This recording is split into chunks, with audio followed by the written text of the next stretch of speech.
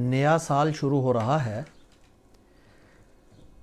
تو زندگی کا ایک ایک لمحہ یہ اللہ تبارک و تعالیٰ کا فضل ہے، اس کا انعام ہے، اور یہ ایک لمحہ ملنا یہ اللہ تبارک و تعالیٰ کا احسان ہے۔ تو اس کی قدر کرنی چاہیے، اس پہ اللہ کا شکر ادا کرنا چاہیے۔ جب نیا سال شروع ہو تو نیا مہینہ بھی شروع ہوتا ہے، تو اس موقع پہ نئے مہینے کی دعا پڑھنی چاہیے۔ اللہم احلہ علینا بالامن والایمان والسلامت والاسلام والتوفیق لما تحب وترضى ربی وربک اللہ۔ اس نئے سال کے موقع پر انسان کو اپنے آپ کو گناہوں سے بچانا چاہیے، کسی قسم کی اللہ کی نافرمانی نہیں کرنی چاہیے، شور شرابہ نہیں کرنا چاہیے، گانا بجانا نہیں چاہیے، کسی قسم کا کوئی ایسا کام جس سے دوسروں کو تکلیف ہو یا اللہ کی نافرمانی ہو وہ ہرگز نہیں کرنی چاہیے۔ بلکہ زندگی کا ایک لمحہ کم ہوا ہے، اس پہ اپنے آپ کو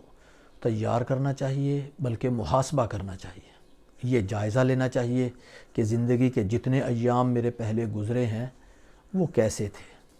اگر تو ان میں اللہ کی فرما برداری، اطاعت، نیکی، اطاعت کی توفیق ہو گئی ہے تو پھر اس پہ اللہ کا شکر ادا کرنا چاہیے، اور اگر ان میں کوئی گناہ ہو گیا ہے یا وہ وقت غفلت میں گزر گیا ہے یا ان اوقات میں جتنی عبادت کرنی چاہیے تھی، جتنی اللہ کی اطاعت کرنی چاہیے تھی اتنی نہیں کر سکے، تو اس پہ اللہ سے استغفار کرنا چاہیے، اللہ سے توبہ کرنی چاہیے۔ توبہ کر کے آئندہ کے لیے یہ ارادہ کرنا چاہیے کہ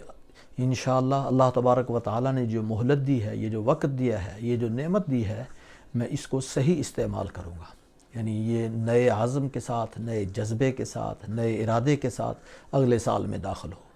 اگر یہ پہلے سے نیا ارادہ، نیا جذبہ، نیا عزم ہو کہ میں اللہ کی فرما برداری میں سارا وقت گزاروں گا، اس کی اطاعت میں سارا وقت گزاروں گا، زیادہ سے زیادہ نیکیاں کروں گا، تو انشاءاللہ پھر کام آسانی سے ہو جائیں گے،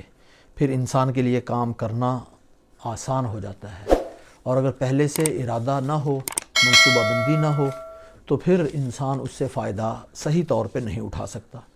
اور خاص طور پہ اللہ کی فرما برداری میں بھی اپنی طرف سے پوری کوشش کروں گا، اور خلق خدا کو جتنی زیادہ سے زیادہ راحت پہنچا سکتا ہوں، ان کی خدمت کر سکتا ہوں، ان کو فائدہ پہنچا سکتا ہوں، اس کے پہنچانے کی کوشش کرے، اس کی فکر کرے، اس کا ارادہ کرے، اس کی نیت کرے، اپنی ہمت اور طاقت کو خرچ کر کے ان دونوں کاموں میں لگائے، اللہ تبارک و تعالیٰ کی فرما برداری میں اور خلق خدا کی خدمت میں۔ اور لوگوں کے لیے بھی، دوسروں کے لیے بھی نیک تمنائیں، نیک جذبات، اچھے ارادے، ان کا اظہار کرنا چاہیے، ان کا خیال کرنا چاہیے۔